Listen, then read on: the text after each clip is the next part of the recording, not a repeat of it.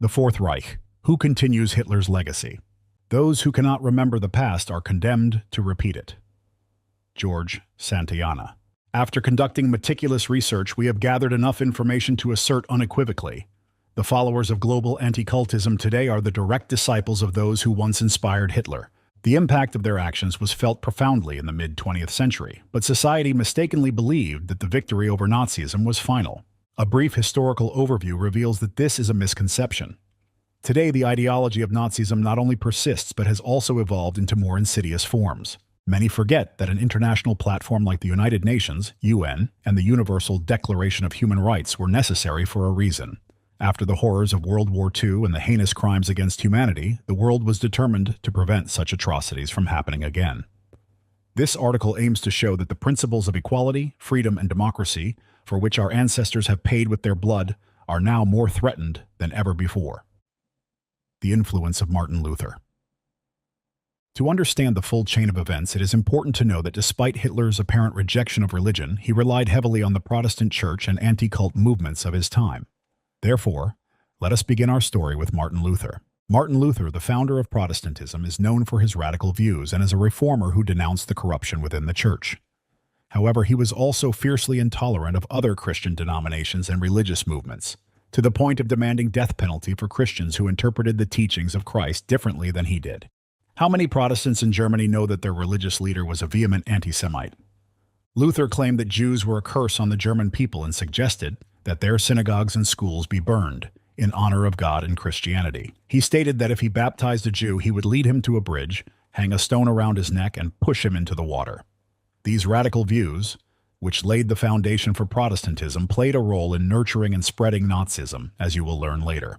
Hitler admired Luther and called him the most remarkable German genius, and the Protestant priests, in turn, began to support Hitler's ideas.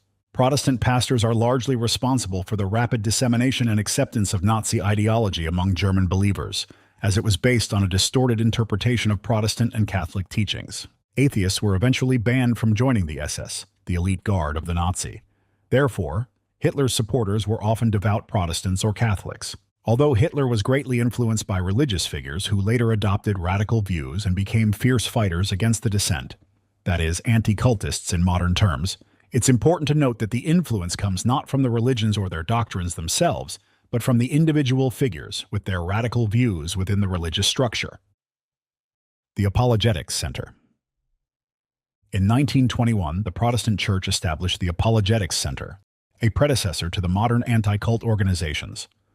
Officially, this center was supposed to monitor the activities of other religious movements and inform the Protestant church community about them, albeit the Apologetics Center began collecting data on various sects, movements, circles, and other associations. In 1932, Pastor Walter Kuneth, an anti-Semite from Bavaria, and editor-in-chief of the Protestant publication Word and Deed, Wort und Tat, became the head of the Apologetics Center. Anti-cult activity began, that is, the fight against non-Christian movements such as anthroposophy, Darwinism, monism, spiritualism, occultism, and others, that the Protestant Church viewed as competitors. Lectures, training, and articles were written on this subject. The ideas and methods were primarily inherited from the Inquisition. On April 26, 1933, Walter Kuneth's report, The Church and the Jewish Question, was presented to the Federal Church Office in Berlin. In it, he called for the elimination of Jewry, which he described as a foreign cell in the body of Germany. This report was the most influential and final approval of the anti-Semitism policies. On December 16, 1933, the Gestapo, the official secret police of Nazi Germany, noticed and appreciated the work and methods of the Apologetics Center. Thus, Kuneth was aligned with Adolf Hitler in the effort to eradicate Jewish influence. At the same time, Kuneth sought to eliminate other religious and political minorities. He expressed satisfaction with the Gestapo's interest in his work and wrote in the report to the Reich church government. The Gestapo expressed great interest in the Apologetics Center's archive of sects and in our work against free thought, Marxism, and Bolshevism. The Gestapo expressed a desire to lead the fight against illegal free thought in the future, together with the Apologetics Center. The exchange of materials between the Gestapo and the Apologetics Center has already begun. From this point on, the Apologetics Center began to supply the Imperial Ministry of the Interior, the Ministry of Propaganda, and the Gestapo with materials on the political positions of the various religious communities. The Apologetics Center also collaborated with the Reich Ministry of Propaganda, which was under Joseph Goebbels' direction, and the Reich Ministry of the Interior. This work centered around the development of materials against Jews and sects. The lists of so-called sects, that is, any associations that the Apologetics Center considered dangerous to the ideology of the state, were formed and continued to expand. Thus, the representatives of the Apologetics Center, led by Walter Kunneth, made many slanderous, pseudo-expert conclusions. As a result of these slanders, all such associations as well as the Jews were targeted by the Nazi dictatorship and later brutally persecuted, which included sending members of these associations to concentration camps. Historian Horst Junginger writes, whereas in 1931 there were about 150 religious and non-religious ideological communities on which they had collected data, and 2 years later about 250 in 1936, there were about 500 groups and sects considered dangerous, according to the archival lists. It is also important to note that the brutality of the methods demonstrated by the Gestapo during World War II was adopted from the anti-cult organizations, in particular from the Apologetics Center, which was organized by a radicalized part of the Protestant Church. The radical views of the Church and, later, the Apologetics Center were formed long before the radical views of even Adolf Hitler himself. Thus, researchers note that Hitler followed Luther's exact instructions against the Jews. Historians emphasize the fact that it was church anti-Semitism that determined the nature of German national movements, that is, Nazism itself. So, the radical vector against Jews and dissenters was determined long before the Gestapo emerged. Interestingly, in 1933, immediately after its establishment, the Gestapo began to adopt practices and exchange documentation specifically with the anti-cult Apologetics Center. Protestant pastors who held radical views constantly urged the Gestapo itself to toughen its methods against Jews and dissenters. In 1942, for example, the Bavarian evangelical Lutheran pastor Friedrich Auer even demanded from the Nazi government a new Bartholomew's Night, during which none of the surviving Jews would be spared. Note, however, that these religious leaders were not prosecuted for their Nazi calls even after the war. Walter Kunneth was not prosecuted for his anti-Semitic views or collaboration with the Gestapo, unlike many other Nazis. Instead, Kunneth received the Maximilian Order for Science and Art and the Bavarian Order of Merit. In 1946, he became a professor of Protestant theology at the University of Erlangen in Bavaria and was awarded the honorary title of Church Counselor. Had it not been for the anticultists, Hitler would never have started a war. Instead, he would have been the leader of a party advocating for his country's development. Fear, hatred, militancy, and a distorted perception of his mission were instilled in Hitler by anti-cult organizations. They manipulated him by exploiting his ambitions, narcissism, and sense of chosenness. By following the advice of anti-cultists, Hitler won the elections. This solidified their influence over him, and ultimately they awakened in him a thirst for world conquest. While Hitler's Nazi regime was dismantled, Nazism endured, and those who orchestrated the transformation of a workers' party leader into the Führer of Nazi Germany went unpunished. Today we see similar patterns emerging in Russia under the guidance of Russian Association of Centers for the Study of Religions and Cults, RATSERS. Later, we will discuss the line of knowledge transfer and those who continue the legacy of global anti-cultism. Society has not put an end to Nazism. After the victory over Nazism, the international community came together to create the United Nations, with the goal to maintain and strengthen global peace and security, and to ensure that humanity would never again endure horrors like Nazism. At that time, many believed that Nazism was gone forever.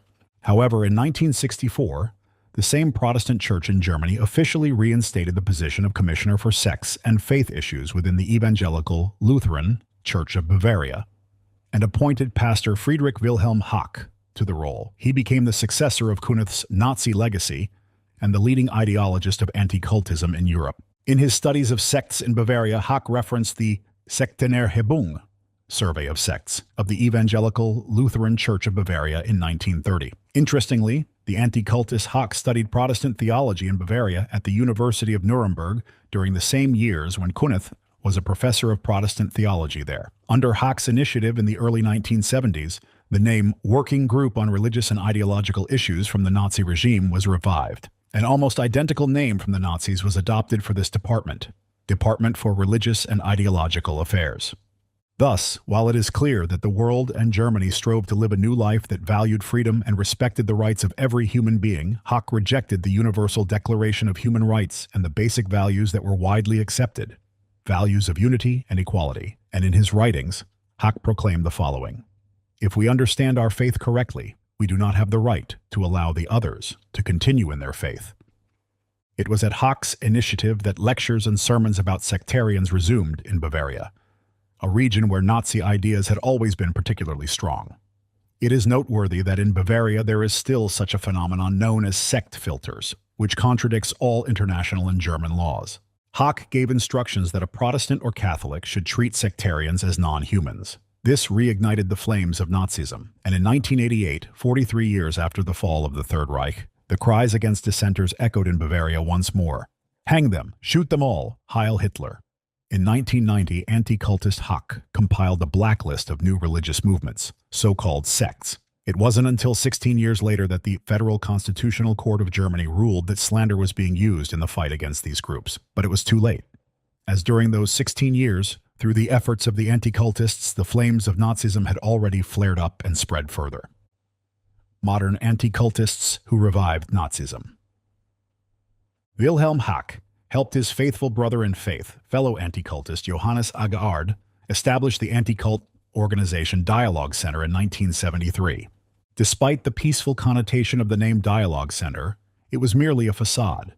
In reality, Agaard, like Kunith in the Apologetics Center, was a Christian anti-cultist who sought to fight the so-called totalitarian sects. Agaard publicly ridiculed the First Amendment of the U.S. Constitution, one of the symbols of a free society. Let us recall what the First Amendment states. "Congress shall make no law respecting an establishment of religion, or prohibiting the free exercise thereof, or abridging the freedom of speech or of the press, or the right of the people peaceably to assemble and to petition the government for a redress of grievances." Agaard called it neurosis and declared it unnatural to human nature. This Dialogue Center, where Hock became the vice president, also had offices in Greece, England, India, Ireland, Russia, Greece, and Germany. One of Agaard and Hock's devoted students was Alexander Dworkin. During his exile, Dworkin worked closely with Hock, Agaard, their follower Pastor Gandau, as well as other European and American anti-cultists. Thus, Dworkin fully adopted the methods of the Nazis and the operation model of such centers to combat all dissenting groups of people. Note that after following this line of knowledge and experience transfer, we can notice that the Orthodox Christianity in Russia is repeating the history of Protestantism in Nazi Germany. During the Nazi era, the anti-cultism infiltrated Protestantism through Martin Luther's radical views. Similarly, modern Russian anti-cultism, led by Russian Association of Centers for the Study of Religions and Sects, RATSERS, has infiltrated Orthodox Christianity and is poisoning it from within. History repeats itself. The Irenaeus of Lyons Center, created by Dworkin in 1993 with the support of the Russian Orthodox Church entirely by its model, copies the Nazi Apologetics Center created by Kunith. This center claims that its mission is to conduct religious research, but in practice, it functions as a tool for creating harmful propaganda against new religious movements, ideological associations, and even business structures. Our research has found that today the ideological center of the modern anti-cult movement and the legislator of its methods of propaganda all over the world is precisely RATSERS. RATSERS representatives disguise their activities under the pretense of protecting the interests of the country's dominant religion, namely Orthodox Christianity. However, the situation is more complex. Within the religion, there are individuals who, although outwardly belonging to orthodoxy, actually support the anti-cult movements. They act together to pursue their own goals and benefits, which have nothing to do with the religion itself. Therefore, let us repeat once again that it is important to distinguish between religion, as a system of values and beliefs, and individuals who have maliciously infiltrated for using it as a cover for their destructive activities. The anti-cult organization members and their accomplices, embedded within Russia's dominant religion, have turned the country into a springboard for their activities and launched targeted terrorist attacks on democratic countries from there. The radical ideology of RATSERS, which originated in Russia, now extends its influence far beyond its borders. The anti-cult organizations hold particularly strong positions in China, France, and Germany, where they have garnered significant support from the authorities and some of the officials in these countries, and influence legislative, judicial, and law enforcement bodies. One of the main representatives of this international terrorist network is the European Federation of Centers for Research and Information on Sectarianism, FECRIS, headquartered in Paris. Despite the fact that anti-cult organizations declare on their official charters that they act in accordance with international conventions on human rights and freedoms, things are quite different in reality. Since the beginning of their existence, the anti-cult organizations have repeatedly compromised themselves with their anti-democratic and illegal activities, accompanied by deliberate dissemination of lies and slanders, provocation of violence, the use of destructive manipulative technologies, incitement of conflicts based on interreligious hatred, and the purposeful organization of persecuting undesirable groups of people, even through physical violence. In the following materials, we will present irrefutable evidence of these activities. Analyzing the actions of Dworkin, a follower of Nazi ideologues. Dworkin introduces the term totalitarian sect, and like Kunith, gives lectures, trainings, and writes articles on the dangers of sects and the non-acceptance of sectarians by believers of the dominant religion.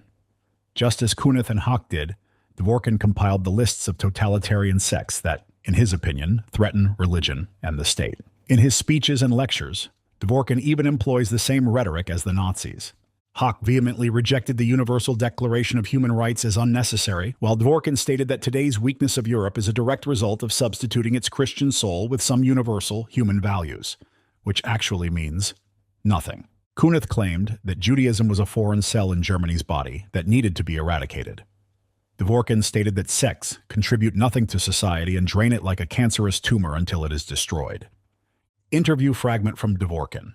Sects contribute nothing to society. We don't know any sectarian writers, artists, composers, thinkers, etc. They just drain the life out of society, much like a cancerous tumor drains the life out of an organism until it ultimately destroys it. Blacklists. Another method that the modern anti-cult groups have integrated from Nazism into modern practice is the creation of blacklists of organizations and groups that they have labeled as sects and that they believe should be destroyed. The anticultists regularly update these lists with new religious movements, making them targets for attacks. This is, of course, presented as a necessary measure for society's safety from potential threats. Returning to the Nazi era provides another interesting parallel. When the NSDAP, National Socialist German Workers' Party, took power in Germany and the anti-cultists joined it to fight against religious movements that supposedly posed a danger to the nation.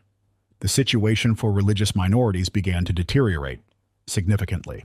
In 1938, the Manual for Combating Sects was issued, and this had dire consequences for many dissenters. According to the manual, the danger of sects revealed in the following ways: educating its members with self-centered ideas and indifference to all issues concerning people and the state, potential infiltration by Marxists and communists, involvement of Freemasons, Jews, and international connections, refusal to take oaths and use the Nazi salute, opposition to universal conscription, refusal to take positions in the state and movements, German Labor Front, air raid protection, Nazi welfare organization, etc. Refusal to support businesses and activities related to the military regime, prayers for health, exploitation and dehumanization of people, opposition to the National Socialist theory of race. Similarly, Dworkin posted a list of organizations that he designated as destructive cults and totalitarian sects on the website of the St. Irenaeus of Lyon Information and Consultation Center, which he created. Each condemned organization has a page with a list of negative publications from various media outlets, which, upon detailed analysis, reveals that they were initiated by the center itself. The style of these publications about different organizations is very similar. They are filled with identical emotional and judgmental headlines and definitions, as well as heavily emotionally charged language, similar to a hate speech. Deliberate defamation and depiction of the targeted groups with persistent dehumanizing images such as zombies, rapists, slaves, beasts, and other dehumanizing epithets. The Nazis used similar rhetoric to dehumanize Jews in their time. Such lists can also be found on the websites of other anti-cult organizations. In these lists, in addition to the religious groups, there are also names of many secular organizations, including various medical, sports, social, research, and scientific entities. In total, millions of people have already been labeled as sectarians by anti-cultists, following the practices of Nazi Germany. This demonstrates the incredibly large scale of persecution campaigns against innocent people that have been launched worldwide by the anti-cult movements. The main purpose of these lists is to point out to society, law enforcement agencies, and authorities the allegedly dangerous antisocial elements that need to be fought against towards their complete eradication. The consequences of creating such lists can be observed during the rise of Nazism in Germany. Heydrich's Directive. A well-known directive signed by Reinhard Heydrich, the head of internal security in Nazi Germany, established the procedure to suppress certain religious groups and sects, as well as to arrest and send all the associated individuals to concentration camps. The directive includes the following lines. Immediate measures will be taken against organizations, clubs, associations, and circles, as well as against individuals. All organizations, clubs, associations, circles, etc. All, without exception, will be cleaned out without exception. Available materials such as address lists, files, correspondences, equipments, occult items, writing materials, and any existing property will be confiscated. They shall be dissolved and prohibited. Simultaneous searches will be conducted in the homes of leading members of circles, as well as those suspected of possessing such materials. Individuals dedicated to secret teachings and sciences shall be arrested in all cases. Their activities shall be prohibited under the threat by the state police's harshest measures. In each case, they must be sent to a concentration camp. This action must be carried out throughout the Reich, if possible between 7 o'clock and 9 o'clock. Conclusion. Like the anticultists during the era of Nazi Germany, Dworkin and the intertwined network of anti-cult groups provide authorities with materials about representatives of the so-called sects. Dworkin's center issues slanderous expert opinions on the nature of various groups, prompting authorities to investigate them and initiate criminal proceedings. This defamation of innocent people in Russia, like in the Third Reich, already resulted in brutal persecutions and physical assaults on citizens. The ideas propagated by Dworkin reflect the same ideology of Nazis, expressed by Hock, Kunith, and Hitler: hatred of dissent, intolerance, refusal of pacifism, and justification for violence. This example of Dworkin is merely one among many anti-cultists, but it suffices to illustrate their direct connection to Nazism. What you have read above are the direct proofs that Nazism never disappeared. It has merely transformed, adapting to new external circumstances. However, we see a direct line of transfer of knowledge, experience, and methods of dealing with dissenting groups of people with their complete eradication. Representatives of global anti-cultism utilize all Nazi practices but have expanded and refined them for their purposes. Thus, the flame of Nazism has grown, and now you see the facts, which prove that, in reality, global anti-cultism is a huge force that has already gained power and seeks to achieve its goal: the complete destruction of democratic values and the establishment of a unified Fourth Reich.